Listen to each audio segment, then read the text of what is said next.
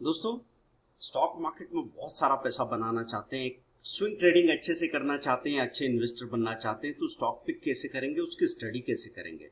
जैसे सब लोग आपको बोलते रहते हैं कि स्टडी करो, जितना स्टडी करोगे उतना पैसा बनाओगे, लेकिन जब आप स्टडी करने जाते हैं तो एक जंगल है यहाँ पे। इतना इन्फॉर्मेशन है इंटरनेट पे, कभी कुछ देखा और एकदम बिखर से जाते हैं। हमको मतलब वी फाउंड और सेल्स लॉस्ट समवेयर। हमको ऐसा लगता है हम कहीं ना कहीं खो गए हैं। तो कैसे हम स्टडी करें स्टॉक मार्केट की, और कैसे अच्छे स्टॉक जो परफॉर्म करेंगे वो कैसे स्टडी करें, कुछ तरीके मैं आपको यहाँ पे बता रहा हूँ और उसको फॉलो करने से बहुत अच्छा काम हो पाएगा। मैं स्क्रीन पे जाऊंगा, पहले हम देखेंगे सबसे अच्छे स्टॉक सेक्टर कौन से हैं जिनमें पैसा लगाया जा सकता है, फिर उन सेक्टर में कौन कौन से स्टॉक है, उन स्टॉक में सबसे बड़ा स्टॉक या फिर सबसे बड़ा प्रॉफिटेबल स्टॉक कौन सा है। दोनों अलग अलग बातें हैं। कंपनी बड़ी होना और कंपनी का प्रॉफिटेबल होना दोनों अलग बातें हैं। कई बार इस कंफ्यूजन को नहीं समझने की वजह से आप गलत डिसीजन ले लेते हैं। तो दोस्तों, जैसे हमने पता किया तो कहीं हमको पढ़ने को आया कि ये 3 सेक्टर है जिसमें हम लोग बहुत ज्यादा देखते हैं संभावनाएं। तो मुझे कहीं पे पता लगा कि 3 सेक्टर नजर आ रहे हैं। सपोज मुझे दिख रहा है कि 3 सेक्टर कौन से हैं वो नजर आ रहे हैं। एक तो रियल एस्टेट, दूसरा हेल्थ केयर और तीसरा ऑटो सेक्टर। ऑटो सेक्टर अच्छा आपने देखा है करेक्ट हो गया था। तो यहाँ पे जब मैं गया तो मुझे रियल एस्टेट में यहाँ पे कंस्ट्रक्शन देखना पड़ा। रियल एस्टेट में वहां नीचे गए तो आपको कंफ्यूजन हुआ। यहाँ पे कंस्ट्रक्शन जब देखने आए तो रियल एस्टेट की कंपनीज में construction residential and commercial complexes में जब हम आए तो हमको ये सारी कंपनीज के नाम यहाँ पे नजर आए।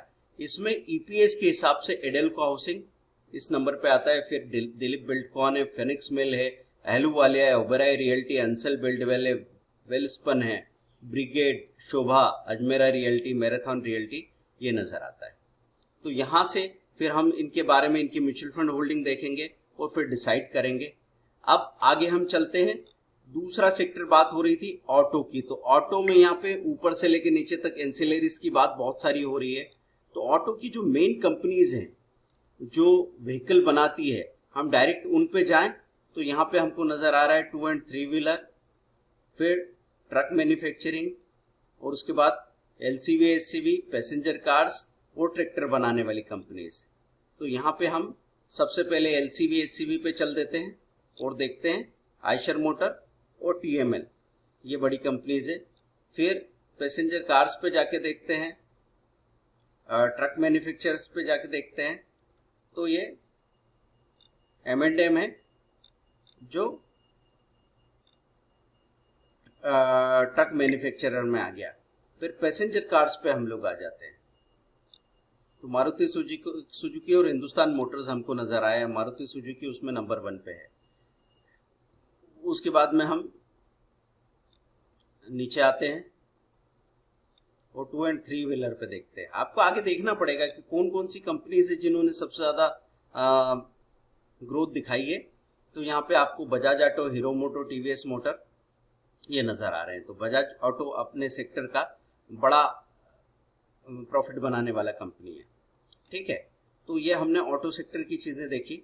ऑटो सेक्टर में और आप पैसेंजर कार्स भी देख सकते हैं। तो पैसेंजर कार में हमको मारुति नजर आया था।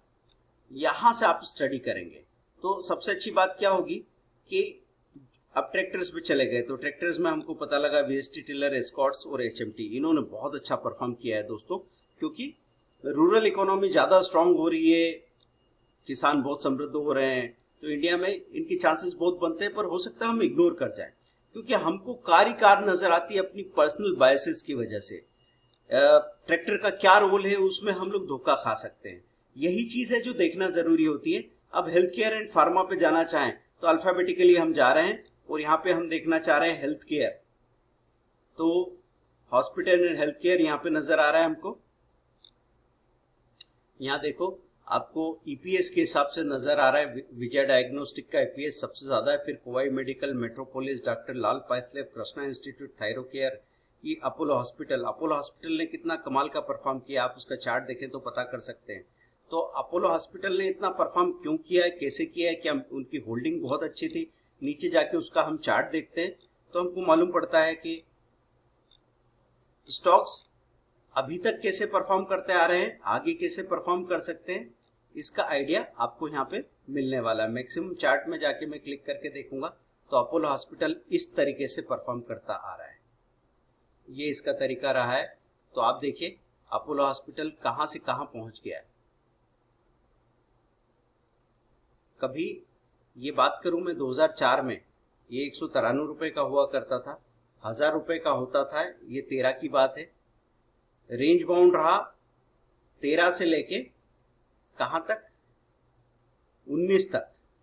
2013 से 2019 तक उसने रिटर्न तो दिया पर बहुत ज्यादा नहीं, और फिर आप देखते हैं इतना बड़ा रिटर्न निकल के आता है। तो फंडामेंटल स्टडी से ये सब जादू आपको मिल सकते हैं दोस्तों।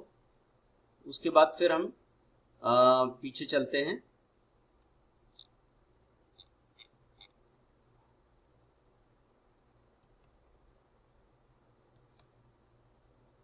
तो अब अगली चीज हमारे लिए क्या हो जाती है, हम लोग जाके देखेंगे कि फार्मा सेक्टर में क्या है।